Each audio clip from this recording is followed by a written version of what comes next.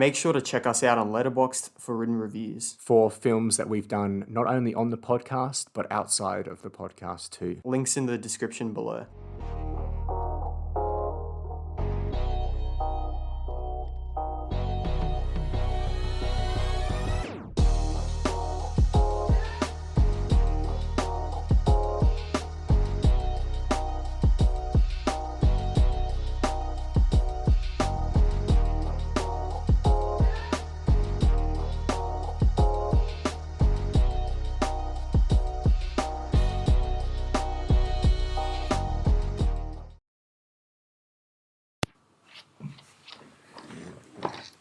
One, two, three. Cool. Hello, everyone, and welcome back to the Rewatch podcast. My name is Samuel. And my name is Jayden. And today we're going to be talking about Last Night in Soho. This is a podcast where we talk extensively about a certain film and then decide whether it deserves a rewatch from you. You can find us on YouTube, Spotify, Apple Podcasts, or any other place that you listen to podcasts. And if you enjoy the show, please leave a like on the YouTube video. We would love it so much. If you'd like to reach the show, you can also leave a comment on YouTube or send us an email at theonerewatchpodcast@gmail.com. So today we're going to be talking about Last Night in Soho, and I've been Yes. caught out, and I'm going to quickly get up. Where is the story overview? The story overview is on its way. Yes. Give me a few seconds. Yeah. Here it comes, here it comes, here it He's comes. getting it. Okay.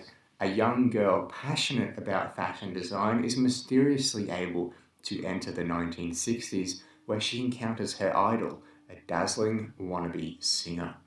But 1960s London is not what it seems, and time seems to be falling apart with shady consequences. And just look at that poster art, man. It's just some beautiful stuff, isn't it? It's one of my favourite posters this year. This one here or the letterbox this one? one? I love the colour in this one. Yeah, it's like an oil painting sort of, yeah. I love it. Great use of colour in this movie. So, unfortunately, this movie has not done very well at the box office. Why is that, Jayden? I think there's just this saturation of comic book films these days that... Those pesky comic book sound like films. Martin Scorsese Sound now. like Ridley Scott as well. Yeah, look, I'm thinking that there's these movies that people are just forgetting about now. The Last Duel didn't do well either. And, this Baby Driver is one of my favourite movies, and that did extensively well at both the box office and reception-wise. This just didn't really do well on any of them. A lot of critics really hate this film as well. It's a shame, man, because I think it's unique, and we need more films like this. It does a lot of stuff differently, and it probably should have done a lot of stuff a bit better. But I think overall, it's a good film. Yeah, it's definitely worth going to see. Yeah. I mean, it's sitting at a 3.5 on Letterboxd. Now, that's not bad by any means, but, I mean, we've certainly seen a lot worse films get into that 3.5 area. Yep. And so is 3.5 a fair assessment of this film, do you think? Well, for me, no, just because I think this is the best film of this year so far. Just comparing it to other movies that are on Letterboxd, 3.5 is a bit unjustified in my opinion. Yeah, sure. Yeah, I have to agree as well. I mean, it's a shame because you'd think something as original as this and something that as beautiful as this, and with such a unique story and perspective, and by Edgar Wright, a very talented filmmaker, you'd think it would automatically get a free pass from the critics. I mean, the critics, they give a lot of free passes nowadays, and I feel like they didn't give a free pass to The Last Duel. They said, no, this isn't good because it disrespects women. And it's like, that's the whole point. It's a historical piece. It's the whole point of the story, my friend. Do you think maybe this has gotten the same sort of thing? It's like, I don't think it's really politically based. I think it's just, people just don't think it's that good. Yeah, which is a shame. I've seen reviews from people that are massive fans of Edgar Wright, and they just think that this film just kind of flopped, that it wasn't, his best work yet. Right. Look, it's pretty clear it's not his best work yet. And there's faults with it. We know that. Every movie has faults, apart from certain few. But yeah, I think a lot of people just didn't enjoy this film, and I can see reasons as to why they didn't like it. But at certain points, you just have to look past that and appreciate this film for how unique and its cinematography and everything that it does right, which Edgar Wright has always delivered on. He's always delivered on cinematography, soundtracks, everything that makes a film. He's pretty much delivered on. And then people just like to nitpick at all the small little stuff and say, "Oh, this film's one of Edgar Wright's worst." Yeah. When in reality, it's not his best, but it's still a really good film. Like, this dude's filmography is fantastic. Yeah, he rarely misses. He's got some really good films. Yeah. Do you think this is better than Baby Driver? No. No. No. No. No. He's done the classic Australian. No. Look, I have like a pretty biased relationship with Baby Driver. Like this one didn't topple your. No. It's not your new favorite or anything. No. Okay. Like, Baby Driver for me is just like so rewatchable. Yeah. Like, I can just chuck that on and have like a good time. Yeah. I already know like the twist in this, so the only reason that I'll be rewatching this is for like the performances, the music, Sure. and like the cinematography. Right. So I guess that sort of leads into our first sort of spoiler-free question that we always do. So we like to have a bit of a spoiler-free discussion. So if you have not seen the movie, don't worry, we're not going to reveal anything just yet. But we will tell you whether it's worth going to see. Do you think, Jayden, would you recommend this film to someone who hasn't seen it? 100%. I feel that this movie is pretty much appropriate for everyone. I think everyone can enjoy this movie, and I think that more people need to give it a chance. I don't think they should be relying on other people's reviews to establish what they think about this film. If you enjoyed the trailers and if you enjoyed all the media that was relating to this, and people said they hated it, and now you're saying they hated it, well, you're a fool for that. Yeah. I've seen a lot of this in 2021 so far. Actually, seen the last trailer for I've seen the trailer for The Last Duel. Thought, that looks really interesting. The Guardian comes out and gives it a 2 out of 5, and I'm thinking, oh no, it's not good. That's a shame. Like, that deflates my excitement. But honestly, like, I keep saying, like, I don't care what the critics think. But like, it does impact like how you perceive a film is going to be. People are saying House of Gucci isn't that good, so I'm like, oh, that sucks, because I was really excited for that. But it's so hard to just be like, nah, I'm not going to listen to that. I'm going to go and make my own opinion. But then again, if the critics tell me Eternals is crap, I'm not going to go and see Eternals. But I think there's a difference there, right? Like, you didn't like any of the media that was released for Eternals. Sure. You didn't like the trailers. You didn't like the marketing for it. Whereas you have enjoyed the marketing for the House of Gucci. Yeah, it's just the critics have just kind of brought down your excitement. You're just going to jump back up after you see it. For sure, and everyone must go to the theatre and make up their own mind. Because I mean, even Bond, some people were saying the new James Bond's not that good. But go and have a look yourself and make up your own mind. That's all I can say. But is this film worth a rewatch? And we're yet to rewatch it, obviously. But are you going to go back to the cinema, or are you going to perhaps? Look, you already know that. I've already said that I'm going to go back and rewatch this. I think it's such a beautiful film to just look at. The color is fantastic, which we'll get into down the line. But I'm cautious of whether this is going to drop. I think it might stay as it is, kind of like with how I've been with Tenet. Like, in terms of your rating? In terms of my rating. I've watched Tenet like a bunch of times now, and like I'm very strict with Tenet. Like, I've just kept it at the same rating the whole time. What did you rate it, by the way? A-, I think. Okay. Yeah. But yeah, I definitely want to rewatch this. I think there's so many elements in this that makes it like rewatchable. It was just a really enjoyable movie. Yeah, for sure. Alright, so let's go to some acting performances because, some good performances from a lot of people in this movie. Let's start with the protagonist, Thomasin McKenzie. My apologies if I pronounced that first name incorrectly, I should probably have. But I must admit, I have not seen her in a lot of things, only really Jojo Rabbit. Have you seen her in anything else? She's in The Hobbit, apparently. I know her in The Hobbit as well. Yeah. And did you enjoy her in that film, or? I hope I'm thinking about the right person. She was kind of a minor role. She's only in one of them. She didn't have much. Battle of the Five Armies. Yeah, she was. I'm pretty sure I'm thinking of the right person. I could be completely wrong. I haven't watched that film in ages.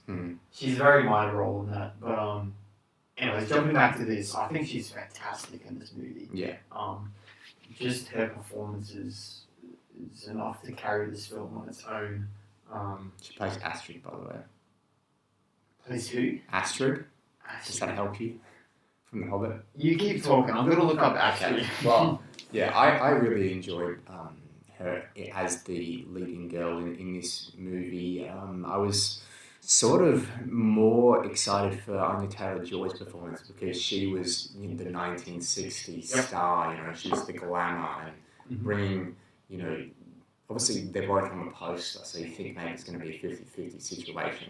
And in many ways it kind of is, but I think the best performance here goes to Thomasin McKenzie. I think she was really, really good, and she's obviously still quite a young actress, so I think we're going to be seeing some really good performances in the years to come. For sure. And she had the range in this movie. It's kind of a horror movie at the end of the day, so you've got to do a lot of scared things. When we're talking about The Night House, we're talking about Rebecca Hall's performance, how hard it is to just be like, okay, be terrified now. There's a ghost here. I know you can't see it, but just pretend. There's one right here. It's coming for you. Just be scared. And I think a lot of people tend to forget about that. Yeah. Acting with nothing. Yeah, pretty much. Yeah. So she was outstanding in my opinion. And we do our Rewatch Awards. It's coming up really towards the end of this year.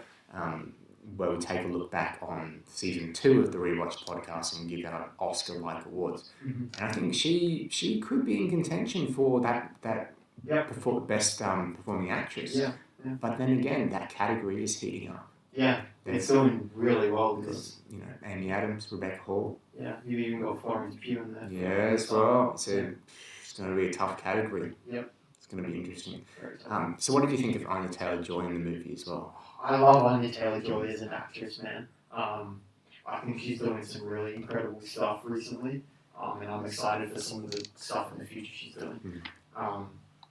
Just her range in this was incredible, man. And I like how Anya Taylor-Joy and Thomasin, I think it's Thomasin, McKenzie share the screen equally. There's no one that's overshadowing the other. Right. And they just kind of mesh into this one character, They kind of fit together. I think Anya Taylor-Joy was incredible in this. I think she handled all of her scenes really well. There's really no fault to it. I think she did a fantastic job. Yeah, and Matt Smith as Jack. I mean, if you look at the material that he's given, it's not that good of a role. It could very easily have been a pretty cheesy character, but my goodness, he brings that menace. What a performance! Not the star of the show, but definitely did his bit for the story. He went above and beyond with what he was given. For sure. And what can I say? He plays a member of the royal family on The Crown. I mean, he's got good experience being, a suave monster. You're bringing politics into it. It's time to be a Republic Australia. No, I'm just kidding. Where am I? Moving onwards to the visuals, or a big category for this section of the podcast. What did you think of the visuals and the colours and the cinematography and the effects and everything? I'm going to say it right now. This is Edgar Wright's best looking movie. That's fair. Even Baby Driver wasn't that good of a looking movie. It was very grey, actually. I was actually God, what am I saying? No, this movie is beautiful to look at. just like the depth of the color, the blues, the reds, the pinks. It makes me want to watch it again, man. Like, it's a beautiful looking movie and it's shot fantastically. Yeah. What are your thoughts on it while I look up the cinematography? Yeah, so I love the use of colour in this movie, both for like dramatic purposes, but just for stylistic purposes in others. So, you think of the room, Thomas Mackenzie's room, without giving away too much. There's a big light outside, and it goes, red, blue, or something like that. Yeah, and it just, the lights, the neon lighting just transports you to the 1960s. And even when it's not the 1960s, the film just looks so nice. It makes London look like an aesthetically pleasing place, and that is very difficult to do. It is not the best looking city in the world, let's say that. Yeah. And did you notice at the end of the film, in those credits, there was just shots of London sort of intertwined with the credits. I know you like that. I know you're a big fan of just still shots in credits. That was, I love, my favourite one is when there's a rolling camera, where there's just, where like in Silence of the Lambs. Yeah, where you see him walking off and it just keeps going, and you just follow him and the credits are going up. That's my favourite. But I love the creative credits, I love the credits, and it's how they kind of harken back to, 60s films where it's just plain white text on a black screen. Yeah. And there's only a few people on the one. It's not 500 people go by at one time. Yeah. And I wanted to bring up those final shots in the end credits because Edgar Wright actually went to Soho during the lockdowns to film that, because you would never get an empty Soho. Yeah. Not like, I don't think you can, like a production company can organise to empty that part of London. I don't think it works like that. Yeah. It's like saying we want no one in Times Square, let's shoot it. Yeah, okay. It's like, no, you just make a fake Times Square. Like, you just can't do that. Yeah. But like, that was really cool. Just how he took advantage of the pandemic. Yeah. The cinematographer has done. Well, first of all, the name is Jeong-hun. Sounds Korean. I could be wrong. And he has done, or she has done It and Zombieland Double Tap. I haven't seen that one. I have seen It though. Honestly, the cinematography is pretty good in It. Yeah, it's not bad. Yeah. So, but I think this is probably the best, most reputable movie in their filmography now. The cinematography. Yeah, for the cinematography. Sure. Yeah, definitely their best work. But then again, you're working with Edgar Wright, so, and he's like Snyder and Villeneuve, where it's like, he's such a visual director. You know what you're going to get when you go into an Edgar Wright movie. You're going to get those crafty transitions and the cinematography that's just a bit extra. So it's sort of like, okay, we kind of know who's pulling the strings. The cinematographer's just making it happen. But still, obviously, a huge job for the cinematographer to actually make those crazy ideas that he has. I love the transitions in this. Yeah, very creative. I remember leaning over to you and saying that in the cinema. Yeah, even just at the start, with that, just her on the train. Just how it was like going to the music, I think. He loves to sort of sync everything. Yeah, edit it like a music video, Well, he's had a history with music videos. That makes sense, Yeah, he's done like small budget music videos, so that's where he got to start.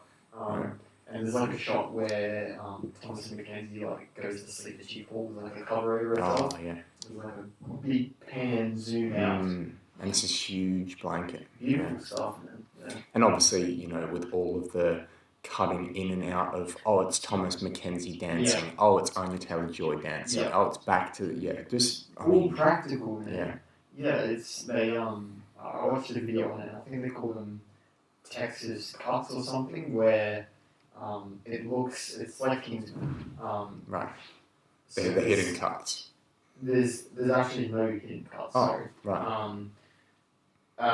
In Kingsman there is. Right. Yeah, that was my bad.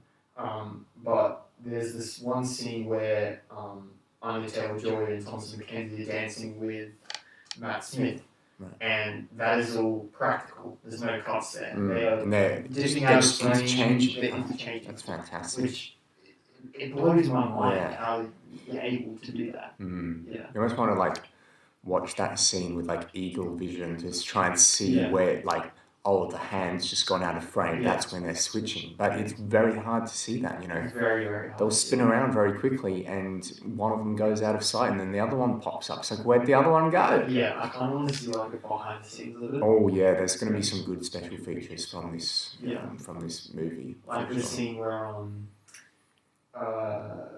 Ryan Gosling and Emma Stone are doing the interchanging, where Emma Stone's dancing and then Oh, and the camera's going back Yeah, and two, the back and two. Yeah, have you seen the video where they do that? Yeah, Yeah, it's brilliant. They're pulling the camera. I think like someone taps them on his back. Yeah, that's it. Yeah. Oh, brilliant. I love that sort of stuff, and I love when the visuals become a very important part of, you know, the story. And Yeah. Beautiful stuff. You know, I'm a sucker for some good cinematography. Mm-hmm. In terms of sound, it's Edgar Wright. You can't go wrong. So it's sort of like a better version of James Gunn. Like, he's going to bring sort of a very unique sense of, you know, music and style to the soundscape. You know, all these classic songs. Yep. But then I also thought the score was pretty good. Like, just the standard orchestral score was pretty fantastic. Yeah. What did you think? I'm just like a sucker for Edgar Wright and what he, you know, all the songs he uses. His Baby Driver kind of introduced me to, you know, these old-fashioned songs and movies, and I'm just like such a sucker for them. Yeah. And I'm so glad that Edgar Wright's just kind of gone like full-blown, like I'm just going to use these songs that no one knows about and just chuck them in. Yeah, right. For the 60s stuff? Yeah, just love it. Yeah. So Stephen Price did like the composing for this movie. Mm-hmm. And he also did the composing for Baby Driver. Cool. And I hate what Warner Bros. Have done here with Suicide Squad 2016, because I can't say to describe the movie. Warner Bros. Yeah, 2016. Oh. Drive 2011. It makes me so mad. Also done like Gravity, which I actually own. It's over there somewhere. I haven't seen it in a few years. Obviously, Last Night in Soho, The World's End. So he's obviously an Edgar Wright collaborator. Yeah, Edgar Wright's probably going on lockdown. Yeah, and also a David Ayer collaborator as well, because he's done Fury as well. So that's two David Ayer. Also done the music for Sweet Girl, the Netflix movie. Oh my god! That you watched. That's like one of the worst movies I've ever seen. Like in your life. In my life. That was horrendously bad. Netflix will do that to you, won't they? Yeah. They'll do that to you. Yeah. Like, think of like Red Notice, but like 50 times worse. That's difficult. Yeah. That's very difficult. Yeah. Considering Red Notice was Bad. terrible. All right, so we've sort of covered on sound then. Shall we move into some more detailed thoughts? Yeah, let's do it. Okay. All right, so everyone, we're entering into spoiler territory now. So if you have not seen the film, we recommend, as per usual, that you go and see the film. Yep. Because this is not Black Widow or Attack of the Clones. It's actually a good movie. So go How out. many movies have we like not recommended? I think it's just those two. It's just those two. Yeah. From what or maybe we didn't recommend The Phantom Menace. I think that was like borderline. Yeah, it's a pretty borderline movie. Yeah. Not really, to be honest. It's more on the wrong side of the border than the right side of the border. Yeah. But regardless, so we're going to talk about spoilers in this movie now. There are a few twists that are quite crucial to your enjoyment of the movie. And because of that, I feel like maybe this is going to be sort of the best time. The best watching experience is watching it for the first time. Do you sort of get what I'm saying? Yeah, So I'm the mystery exactly aspect. right with you. You probably already know this, but I do this thing on Letterboxd called the Rewatchable Stand. And it's films that I will go back and watch again because I thoroughly enjoyed it. Yeah. For Hot Fuzz, another Edgar Wright movie, Right. I didn't give it the stamp, mainly because there's a huge twist in that. Yeah. And once you know it, it just kind of drains everything out from it. And It's then not that, like mystery movie Yeah. it's building. it's a mystery movie, and it's, you know, people will say, oh, well, so does Last Night in Soho. But I will go back and watch Last Night in Soho because of the the characters, the visuals, the sound, and the colours. That's what's going to get me back into it. Hot Fuzz just had like a good cast and some good acting. And it was quite funny. And it was funny, but there's not much more that I would go back to. Yeah. And that's why I was sort of puzzled when a lot of people said, oh, this is Edgar Wright's worst movie. Because I've watched Shaun of the Dead, I've watched The Baby Driver and Hot Fuzz. Yep. And still need to watch World's End so I can complete the Cornetto trilogy. But I've enjoyed those movies, but I haven't rewatched any of them except Baby Driver. And that's only because we watched it together. Because I made you. Yeah, to celebrate your birthday. It's only fair though. I did subjugate you to Tasm too at the end of the day. Yes. So it is kind of even. But yeah, I think this is one that I'm definitely going to go back to. It's more of sort of my style. Yeah. You know, just in terms of the horror aspect. You know, I like a good psychological horror. Yep. And I also just like a good drama and a good mystery, and the performances are really good. Yeah. So I'm going to be coming back to it. I was so glad when you were sitting in the movie and in the theatre and you were like, I'm really enjoying this. And I was like, yes. Yeah. It's funny because a lot of the times a movie will start and you're not particularly invested in it yet. Yep. It hasn't grabbed you yet. Yeah. But as soon as we got into the 1960s and as soon as I sort of got a glimpse of the drama of the 1960s, of what was to come, and how this sort of, this movie's gimmick is going to work. You know, the 1960s, travelling back in there. Yeah. I was really into it. Yeah. But that start, without the 1960s, of just Thomas and Mackenzie, like looking in the mirror and seeing her mum and stuff, and then travelling there, and then, you know, meeting her new friends, which we do have to talk about, by the way, because that character is something else. Yeah. And that stuff was like subpar for me. Like, it wasn't fantastic. He's always had an issue with that. With the characters? It's the worst part about Baby Driver. I know Baby Driver's not a perfect movie. It's like a guilty conscience of mine. It's kind of like with you with Tasman too. Oh, I think you're in better stead though. Your film's a lot better critically speaking. Yeah. Maybe it should slide down to 4.5. Who knows? Yeah, I think the worst part about this is definitely the whole mother plot line, and then the horror with Thomas and Mackenzie's character. Thomas and Mackenzie's character and her mom. They didn't really explain it all that much, and then the whole ending was very, ambiguous, which is good in movies, but this one was just kind of unnecessary. Yeah, I love an ambiguous ending, but this one just, I mean, I was having a great time. Yeah. And then the movie sort of faded to black, but then came back. Yeah. And I was like, God damn it. That was a great ending that I just saw, and now they're still going. And then we get this, the fashion show at the end. Which is just completely unnecessary. I guess they wanted us to know that she was okay, and but then we see Anya Taylor-Joy in the mirror, and it's like, what does that mean? I don't have enough to speculate what that means, if you know what I mean. Like, I don't have. I think someone just kicked in. What? What if her mum is Anya Taylor-Joy? Because her mom's dead. And it lines up.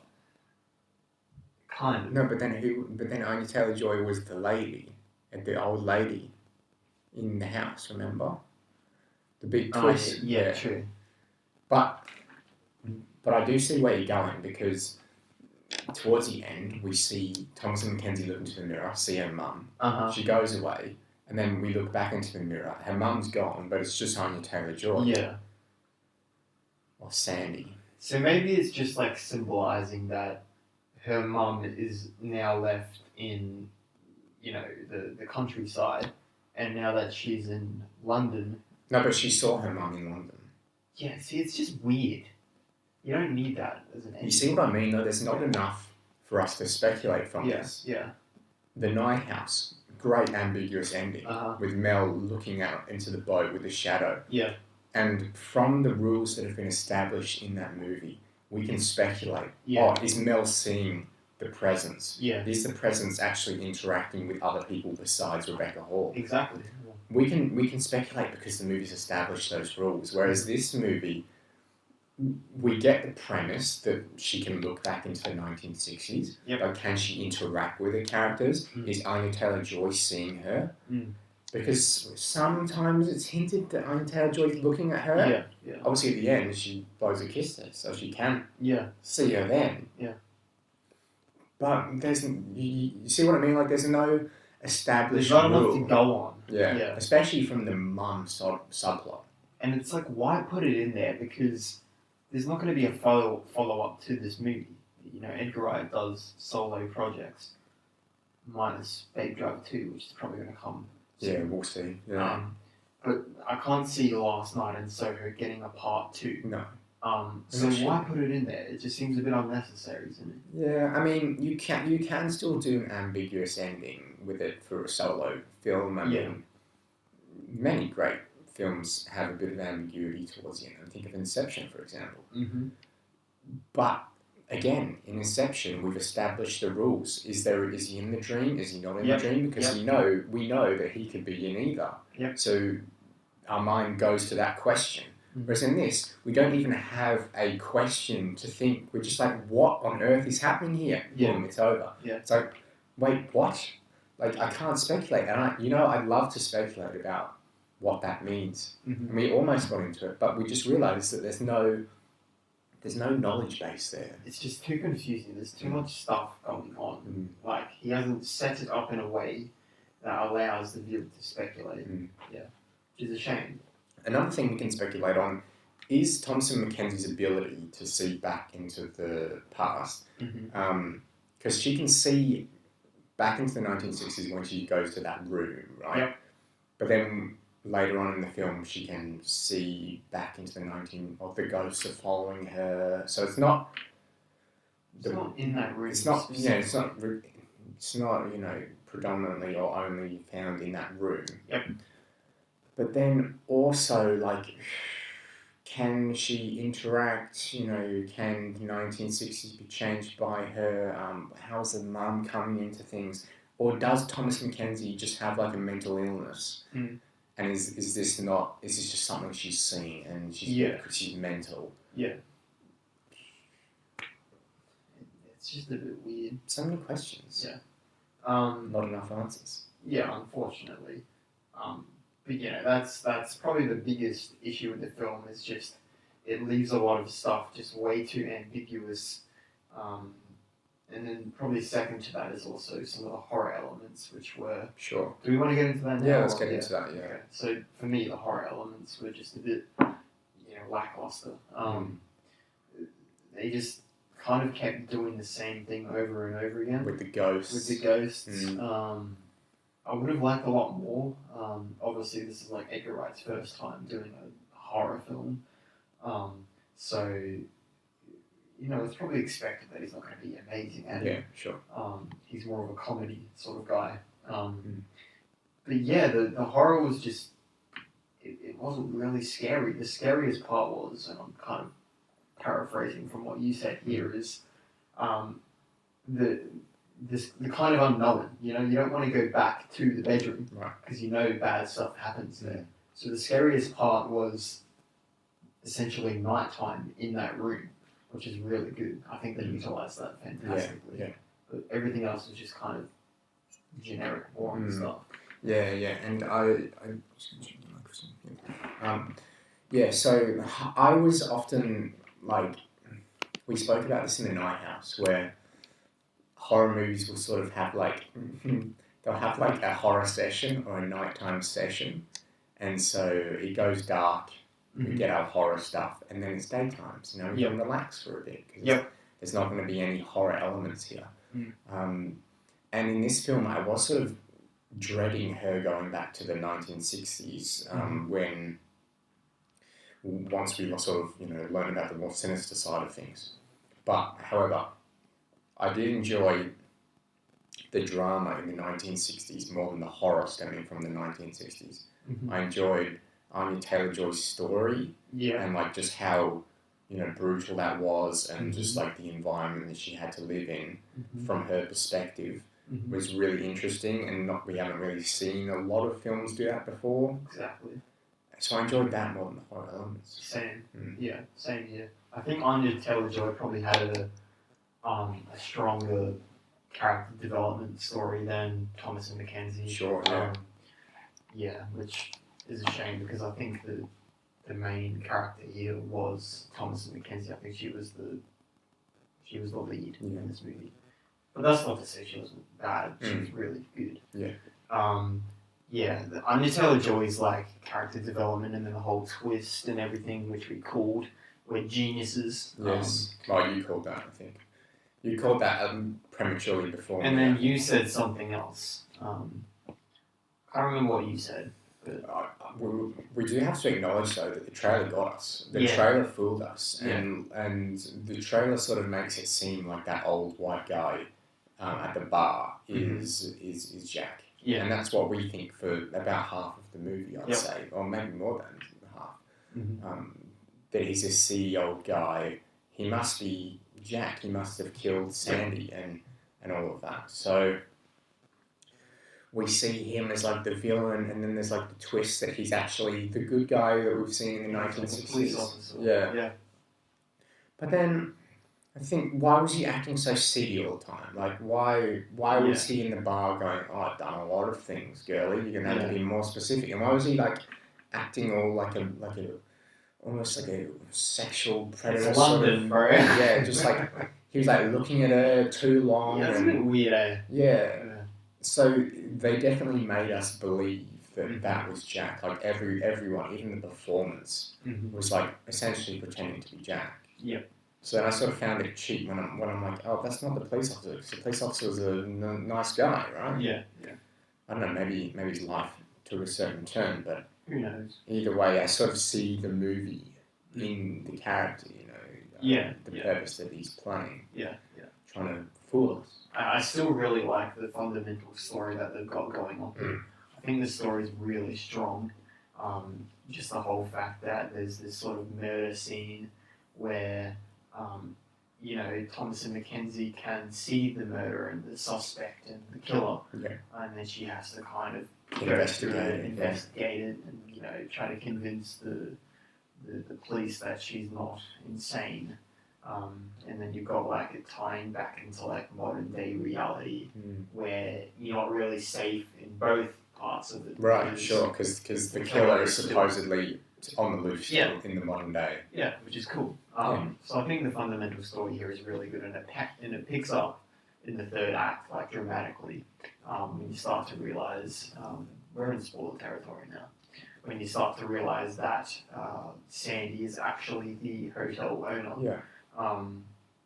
Which is such a good twist, man. Like, I didn't see that coming until like minutes before. Yeah, minutes before it was revealed. Yeah, I was like, okay, she's got something to do with this. Which was just fantastically done. Like it was just so like uneventful. Like I didn't see it happening, and then bam, they like got you. It's like a hidden character. It's like people make fun of the Scooby-Doo episodes because it's like, oh, who's the villain? Well, what characters have we seen in this episode? It's got to be one of them. It's got to be the least suspecting one. But in this, like, I genuinely just didn't expect it until you sort of raised the suspicion. And then we did kind of call it before we saw the letter of Cassandra or whatever Sandy is short for. Alexandra.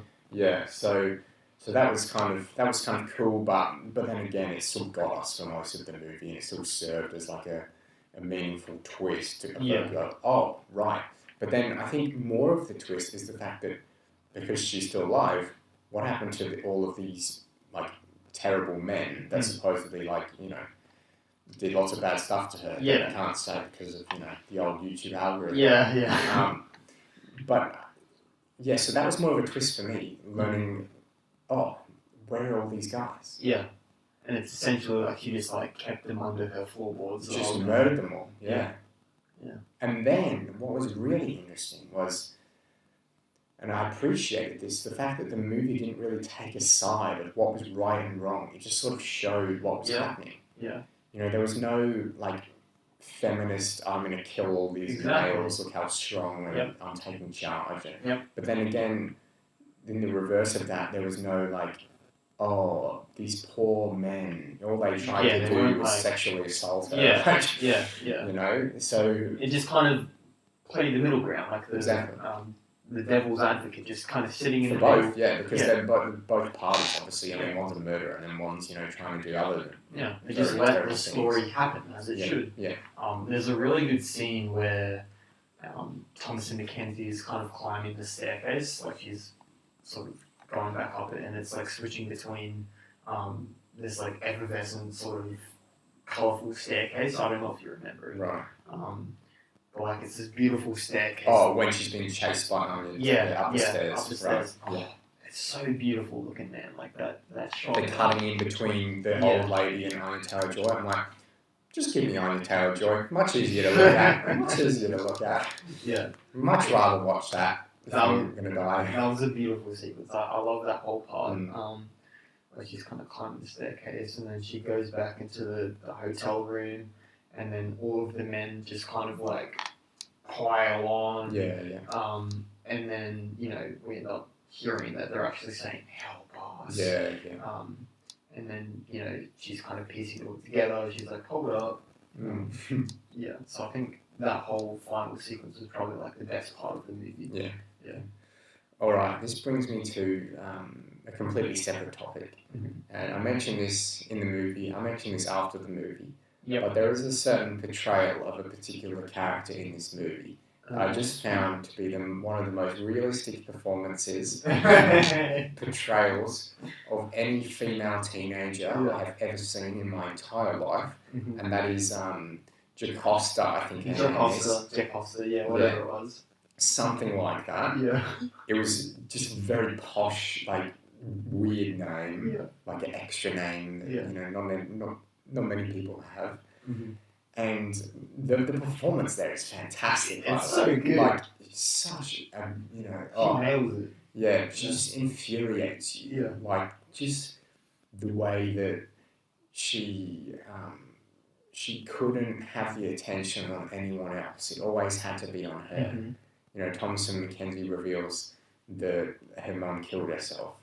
And then Jocasta goes, My oh, mum killed well, herself." my uncle killed himself. Yeah, yeah, so that was really sad for me too. Yeah. And that line on the page probably looks really cheesy. Yeah, and yeah. like a rom-coms, like a Uh-huh. 17-year-old like high school movie or Yeah, something. yeah, I like was going to say that, yeah.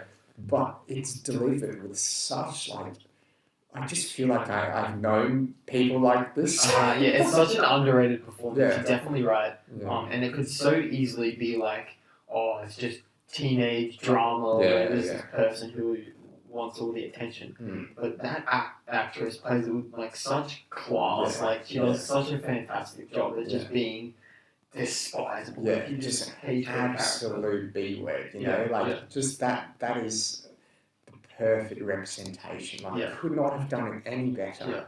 Like, if I was voting for the Oscars, I would vote for her for supporting actors. Just because, like, why not? Like, Yeah, why? yeah. What the hell? Yeah, it's a perfect performance. Yeah, it's fantastic. And I just remember seeing the character, like, whenever she came up, I just became infuriated. And so were you. And that's exactly how we're supposed to feel. Yeah. And it's not like here we go, here she comes. It's, oh no, I'm physically, like, I despise this teenager. I kept laughing when I saw her because I was Yeah. like, oh, we're going to get some good Yeah, stuff yeah, going on now. Yeah. And just the way that she's like a modern day bully. Like, that's a very good representation of a modern day bully. Just like, But like not even a modern day bully, you know, like we've seen a modern day bully. Yeah. She's like more than the modern she's day like bully. the psychological, like, Yeah. just shut up. Like, you just want to just tell her, just like, not everything is about you. Yeah. Just be quiet. Like, Yeah. let somebody else have the airtime for a minute, you know. But I had to mention that because it was honestly one of the best things about the movie, just how realistic that was, and just how realistic the entire movie is, just to England. Mm-hmm. Edgar Wright's really good at this, and British films. I mean, you look at the James Bond movies, and there's just something about like filming in England that's just like, it's just more interesting than filming in America. Like, sorry to the Americans, I know like 30% of our audience are American, but like, it's just something that we don't see often, you know, or see less often than, you know, just being in Los Angeles or California or New York or whatever. And just Edgar Wright always really nails the British aesthetic. You always have like the British police officers and the taxis and all these British sort of icons. So. And I think the reason he does so well with, you know, British people and characters and stuff is he's got like a history with it. Hot Fuzz was actually filmed in his hometown. Like he used to walk those streets as a child to school and stuff. So yeah, he knows like the location and the people, so he can establish those characters and build upon it. So yeah, he's got like a history with it, which is why it comes across so natural. Jacosta's probably based on someone that you. It certainly seems that way. I mean, I feel like I've met people like that. What do we think about the boyfriend? I think it's John. It could be completely wrong there. Not good. That is more of like a the teenage 17-year-old drama movie character. Yeah. And I just feel like his one job was just to be the beacon of light for Thomasin McKenzie's character. Just the one person that's just like, it's going to be okay, I'm going to help you. Like, what can I do? Like, major simp. Yep. Simp alarm's going off. Mike Wazowski got nothing on this guy. Wally comes close. This guy, he may take... do we have a category for the biggest simp on the Rewatch podcast? I don't know, but we should. I think we might. Yeah. If we do, clear winner.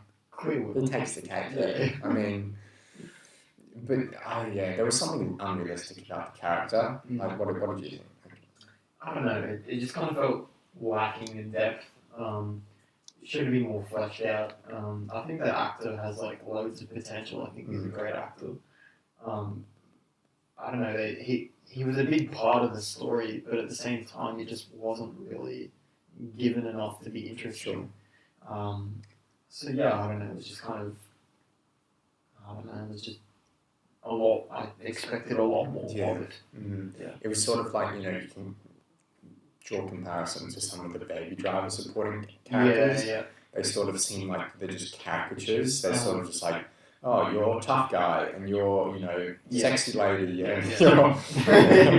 Well, you're not wrong.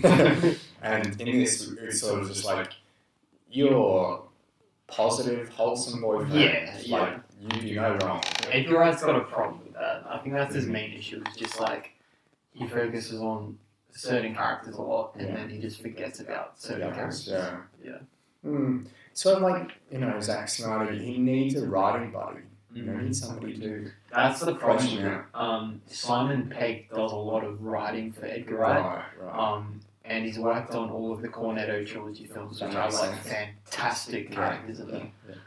He hasn't done Baby Driver and Last Night in Soho, which is... Well, that makes sense. Like, Baby Driver and Last Night in Soho aren't comedies. Like, and I imagine Simon Pegg, like, comedies, that's his thing. Like, he nails that comedic timing and the comedic performance. So, I'm sure he did get writing help for this movie. I'm sure the other writers credited. But... yeah, I don't know. We just need more depth in those other characters, and that would really help it on the rewatches. You know, because I do fear that this will deteriorate on several rewatches. Maybe, you know, the second time we watch this, you think it's just as good. But then maybe the third, fourth, fifth time. You start to realise that the characters aren't as good. Yeah. It's exactly with me with Baby Driver, man. Like, at the start, I was like, okay, this film's like perfect. Like, I love this film. And then, you know, further down the line, I'm like, well, some of those characters are just a bit useless. Like, what's the point of them? Yeah. Alright, well, do we have any other thoughts that we can gather about this movie? I think we've touched bases on pretty much everything. I'd say the production design deserves to win awards. Yes. And costume design deserves to win awards. Yes.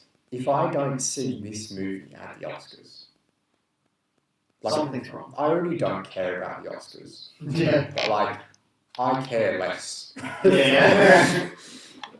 I see so many reviewers, they're like, if this doesn't happen, I will lose faith in the Oscars. And that thing never happens. Like, so they should theoretically lose faith in the Oscars every year, but they keep going back. Exactly, So, but I mean, this, I think, Thomasin McKenzie, probably Best Actress. If Anna Taylor-Joy counts as a supporting, 100%. I think supporting. Costume design, easy, boom. Oh, 100%. Check that in with The Last Duel, costume design nominations there. Yep. Cinematography, easy, I put think that in. production design is a good one to Yeah. raise as well. Like the fact that they could recreate 1960s London Precisely. is Yep. just incredible. Mm. Yeah. Just the feel of it. Yeah. It was so convincing. And I just wanted to be there until, the darker side would start to show itself. Yeah. I had such a fun time in that environment, and I almost, it kind of gives me hope that a James Bond film could go back to that sort of time Classic period, Bond, fingers crossed that's what they do. But, I mean, it has very, very good separate parts, but the finished product is lacking in some areas, and unfortunately that holds it back. However, we still came out of the movie and we were like, this is like a fantastic movie. Yeah. And one of the best of the year, and we're probably going to go see it again. So 100%. Yeah. it's been a pretty subpar year, if I do say so. Like, unfortunately, while we have had a lot more like releases compared to last year, and you think what came out in 2020, essentially Tenet and nothing. Like Tenet and The Gentleman, like that's it. Yeah, right. And so we've had more movies, but I'd say only 3 or 4 have been exceptional, and this one might just get in there. Yeah. I think it's maybe 3rd on my list at the moment, maybe 4th. I think I moved to Boom, so. Yeah. But yeah, it's pretty high on your 21 list as well. It's top for me. Yeah. It might end up going down. It's very close between The Last Duel and this, but I think A Quiet Place Part 2 is also very high up there. Sure. They're pretty much like interchangeable. I just need to watch all of them again to Yeah. see where they sit. Of course, yeah. All right, going on to the music segment. So every podcast we do, we like to point out the music in films because, as you probably noticed from this podcast, we place a lot of emphasis on the music of films, and when it's not there, we're sad, Yeah. we're depressed, Yeah. we feel that in our souls. Yeah, it's a big part of We it. love a good soundtrack. Mm. And does this movie have a good soundtrack, Jayden? Of course. I mean, it's Edgar Wright.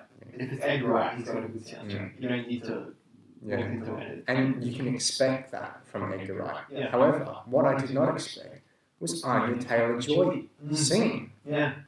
These actors, they just do this. They just sing, and they're just good. I mean, I don't know how they do it. I'm going to pick you up here. It's Anya. Anya. Anya. I'm pretty sure it's Anya. It's Anya. I'm pretty sure it's Anya. Do you have this argument? I've seen an interview. Where I don't know. I'm 50-50. It's Anya. Anya. It's Anya. Trust me on this one. I'm going to look up this interview as soon as we're done with Yeah, the podcast. that's all good because I know I'm right. Anyways. All right. Yeah. Say the name. Anya Taylor-Joy. Anya Taylor-Joy. Yes. Robert Pattinson. But that's how you say Robert Pattinson's name. Robert Pattinson. Robert Pattinson. Okay. Anyways, yeah, Downtown. You didn't expect her to sing, right? And I think she did such a great job. I haven't heard her sing before, and I think this was great. Yeah. This role, I mean, obviously Queen's Gambit was exceptional, and she did a great job there. And that sort of brought her into the sort of, the news cycle. People started to notice her. And now we've got her playing Princess Peach, bro. Oh, Mario movie. I mean, look, that's hardly going to accelerate her career. But this, I mean, Princess Peach, that's a paycheck. But this is accelerating her career. This role here. It's a big budget movie, and it's a well-known movie, and hopefully we get some Academy recognition. We also have Starstruck by the Kinks. That's a classic song, right? Yeah. And do we believe that? How was that worked into the movie? That wasn't the ballroom song, was it? That was. No, it was. I think it's the song where Thomasin McKenzie's character is like first going into London. Yeah, she's got headphones on. Yeah. Yeah, I think so. Yeah. Pretty much the whole soundtrack is amazing. We might end up switching out some of these songs for other ones. These are just like quick ones that we liked at that point in time. Yeah, I mean, it's hard to deny the singing capability from the lead actress there. So. Yeah, 100%. All right, so with that So I'll say that the music segment, those two songs are going into the Rewatch playlist, which is a playlist on Spotify. There is a link in the YouTube description, or if you're on Spotify, you can just search the Rewatch playlist and it'll come up. And there's a maximum of 2 or a minimum of 1 song from every movie we've ever done on the podcast in that playlist. So it's a pretty big playlist nowadays, and some bangers on there. So when you're going for a drive, just check on the playlist and have a good time. There's some great songs from Shrek 2 to Shrek 1. Yeah, all the classics. All you could ever need. That's all you could ever want. So yeah, with that, shall we go to some final thoughts? Let's do it. Okay, do you want to go first, or shall I? I'll go first. You're talking about this film, it's pretty clear that there are faults in it, right? Yeah. I said this at the start, no movie is flawless, there's always going to be issues with it. And there's a handful of faults here, but I think at the same time, there's also, this movie does a lot of things that just blew me out of the water. Sure. We've talked about the acting, which is just phenomenal by pretty much everyone in this. The characters are lacking at certain times, which I think could have been easily fixed if Simon Pegg was involved in this project. The visuals are probably the best part about this. It's just a stunning movie to look at. It's one of the best I've seen in quite some time. So if you're a big sucker for visuals, go check it out. You'll enjoy this movie just on that. The sound design, as we just touched on, it's pretty much flawless. Edgar Wright has just, he's got such like a big like discography just in his mind that he's just able to chuck all these songs into whatever project he likes. So just fantastic there as well. Obviously some of the horror elements are a bit at times, but at other times they were really good. So it just kind of balances out there. But as I stated on my review for this, I think it pretty much gave me everything I wanted from this movie, and at certain times it accelerated that as well. And for that, I'll give it an A-. I'll just stick it where it is now, and it might end up going up or down. Yeah, cool. I really appreciated the uniqueness of this film, and unfortunately, I think it's why not a lot of people went to see it, because there's not a really big market for unique films nowadays, which is really, really quite sad. But it's not millennials' fault, really, Scott. It's not because we are on our phones. It's because your marketing was crap. So that's why we didn't go to see The Last Duel. I mean, of course we did, but what can I say? Nobody else did. And not a lot of people went to see this, which is a shame, because it's quite good. And there are certain aspects, as you've said, that I think are exceptional.